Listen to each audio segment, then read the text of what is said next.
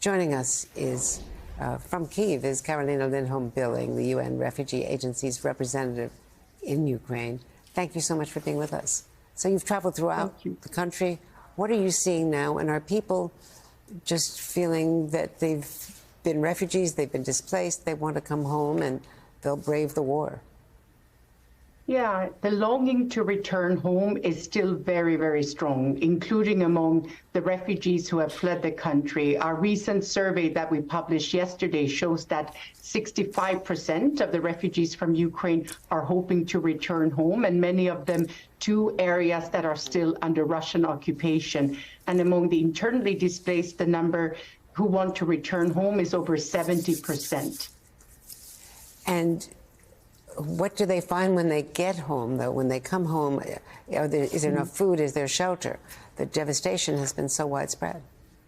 Yeah, it has. And one of the main obstacle, or the main obstacle to return is safety and security. This is what's hindering the majority from returning at this point. But it's not the only factor. What people also say is that they are looking for jobs, because when you have fled from your home, in the country or abroad, you have also fled from your job, and many do not have work to go back to. And it's also housing. Many who have fled abroad and inside the country have had their homes damaged or destroyed in missile and drone attacks. Last week, there was a study published that shows that 2 million homes in Ukraine have been damaged or destroyed in this war. And then people are also worried about access to basic services like schools and healthcare.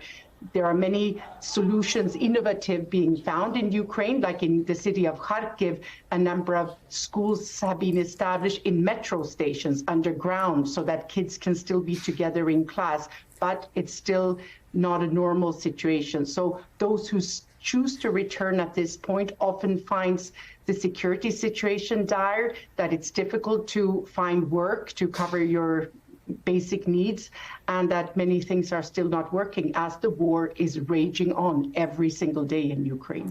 Of course, and raging on and not in a good way.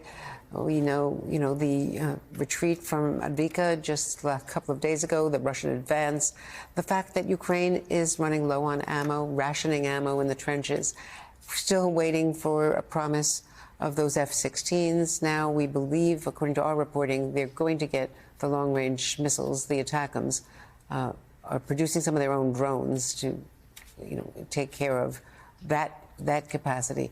But what is the attitude towards the American Congress not providing the billions of dollars that the president, the administration, has been trying to deliver? So the people we as a humanitarian organization work with and for are really ordinary civilians, older people, mothers with children, people with disabilities. And it's interesting, they are following the discussions in the US very, very closely and know in detail where the supplemental is or is stuck. And what they really say consistently across the country is, please do not leave us alone at this point in time, because the support that the United States has provided to Ukraine in many different areas, including in the humanitarian area, is really saving people's lives. And it is helping to keep that resilience and strength and hope in Ukraine as a country to remain in and return to, and for your kids to have a future in. So they are very worried about being forgotten and left alone at this point in time.